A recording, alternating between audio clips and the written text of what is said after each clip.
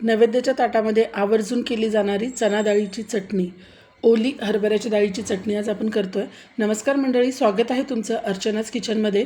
High protein rich अशी एक चटणीचा प्रकार आज आपण बघतो आहे. त्यासाठी बघा मी इथे अर्धी वाटी चणा डाळ म्हणजेच हरभऱ्याची डाळ घेतलेली आहे. अगदी थोड्या डाळीमध्ये पण ही चटणी भरपूर प्रमाणात होते. चटणी किती करायची आहे त्या प्रमाणात डाळ इथे घ्यायची आहे. आता सर्वप्रथम आपल्याला ही डाळ स्वच्छ धुवून घ्यायची आहे आणि त्यानंतर आपल्याला ही डाळ भिजायला ठेवायची आहे. बघा इथे मी डाळ स्वच्छ धुवून घेतलेली आहे. त्याच्यावरचं पाणी काढून घ्यायचं आहे. हे पांढरं पाणी जे निघतं हे सगळं काढून घेतलेलं आहे आणि आता आपल्याला ही डाळ भिजायला ठेवायची आहे. जवळजवळ अर्धा ते पाऊण तास तरी ही डाळ आपल्याला भिजवून घ्यायची आहे. म्हणजे ही डाळ चांगली भिजली पाहिजे. डाळ चांगली भिजली तर चटणी पण चवीला छान होते. आता याच्यावर झाकण ठेवून मी अर्धा पाऊण तास ही डाळ अशीच भिजायला ठेवून देते. पाऊण तासानंतर बघा इथे ही डाळ आपली चांगली भिजलेली दिसते आहे. छान अशी टम्म फुगलेली ही डाळ दिसते आहे. बघा इथे मी डाळ तोडून बघते आहे. अगदी सहज ही डाळ तुटते आहे, म्हणजेच आपली डाळ व्यवस्थित अशी भिजलेली आहे. आता आपण याची चटणी करून घेऊ. त्यासाठी बघा इथे मी आपण जी डाळ धुवून घेतली होती ती मिक्सरच्या भांड्यामध्ये टाकून घ्यायची आहे. सगळी डाळ आता मी मिक्सरच्या भांड्यामध्ये काढून घेते. मी जास्तीचं पाणी जे होतं डाळीमध्ये ते काढून टाकलेलं आहे आणि फक्त डाळ आणि अगदी थोडंफार पाणी ठेवलेलं आहे. अगदी चमच्याभर असेल. त्यानंतर बघा इथे मी आलं घेतलेलं आहे, कढीपत्त्याची पानं आणि मिरच्या घेतलेल्या आहेत.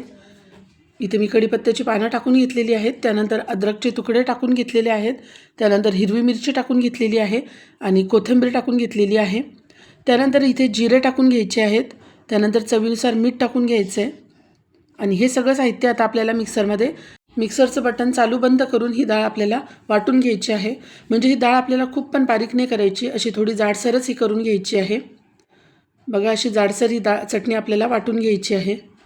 थोडीफार डाळ राहिली तरी चांगली लागते. जेव्हा आपण खातो चटणी तेव्हा ती दाताखाली आल्यावर खूप छान लागते. अगदी 1 चमचाभर पाणी मी या डाळीमध्ये टाकून घेतलेलं आहे आणि परत आता आपल्याला ही चटणी फिरवून घ्यायची आहे. खूप पाणी यामध्ये टाकायचं नाही, कारण खूप पातळ ही चटणी नसते. अगदी चमच्याभर पाणी टाकून आता परत एकदा फिरवून घेतलेली आहे आणि इथे बघा एकदम परफेक्ट आपली ही डाळीची चटणी तयार झालेली दिसते आहे. बघा ह्याप्रमाणे ही चटणी आपल्याला करून घ्यायची आहे. आता ही चटणी आपली तयार झालेली आहे. एका भांड्यात आता ही चटणी मी काढून घेते. या चटणीला आता आपल्याला तडका देऊन घ्यायचा आहे. अशी पण ही चटणी खायला चांगली लागते, पण आपण याला आता वरून फोडणी देणार आहे आणि आपण जेव्हा वरून तडका देतो या फोडणीला तेव्हा या चटणीची चव अजून वाढते. बघा इथे मी एका भांड्यामध्ये ही सगळी चटणी काढून घेतलेली आहे. आता ह्या मिक्सरच्या भांड्यामध्ये अगदी थोडंसं पाणी टाकून हे पाणी पण आता चटणीमध्ये आपल्याला टाकून घ्यायचं आहे. खूप पातळ करायचं नाही आहे, पण अगदी थोडंसं पाणी मी घेतलेलं आहे, कारण मिक्सरच्या भांड्यामध्ये बरीचशी चटणी लागलेली असते. त्यामुळे अगदी थोडंसं पाणी घेऊन टाकून घेतलेलं आहे मी चटणीमध्ये.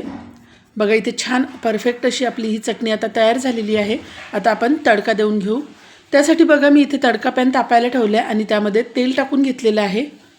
इथे तेल चांगलं तापू दिलं आहे आणि तेल तापल्यानंतर त्यामध्ये मोहरी टाकून घेतलेली आहे. त्यानंतर हिंग टाकून घ्यायचं आहे.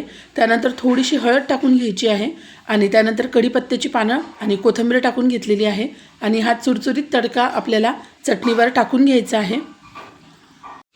बघा छान अशी चटणीला फोडणी बसलेली आहे. आता ही फोडणी आपण जी दिलेली आहे ही चटणीमध्ये आता व्यवस्थित मिक्स करून घ्यायची. सगळीकडून ही फोडणी व्यवस्थित मिक्स झाली पाहिजे. नैवेद्याच्या ताटामध्ये केली जाणारी, त्याचबरोबर जेवताना आपण तोंडी लावू शकतो अशी ही हरभऱ्याच्या डाळीची ओली चटणी आपली तयार आहे. ही चटणी दिसायला जितकी छान दिसते तितकीच चवीला पण छान लागते. तोंडी लावण्यासाठी ही चटणी तर आपण करूच शकतो, पण नुसती पोळीसोबत खाण्यासाठी सुद्धा ही चटणी खूप छान लागते. पोळी आणि चटणी माझी मुलगी तर आवडीने खाते. तर कशी वाटली तुम्हाला ही चटणीची रेसिपी कमेंटमध्ये सांगा. व्हिडिओ बघत इथपर्यंत आलाच असाल तर व्हिडिओला लाईक करा. त्याचबरोबर ह्या चॅनलला आज पहिल्यांदा तुम्ही व्हिडिओ बघत असाल तर चॅनलला लगेच सबस्क्राईब करून घ्या. चटणीची रेसिपी कशी वाटली ते कमेंटमध्ये सांगायला विसरू नका. परत भेटूया अशाच एका नवीन रेसिपीसोबत नवीन व्हिडिओमध्ये. व्हिडिओ शेवटपर्यंत बघितल्याबद्दल धन्यवाद.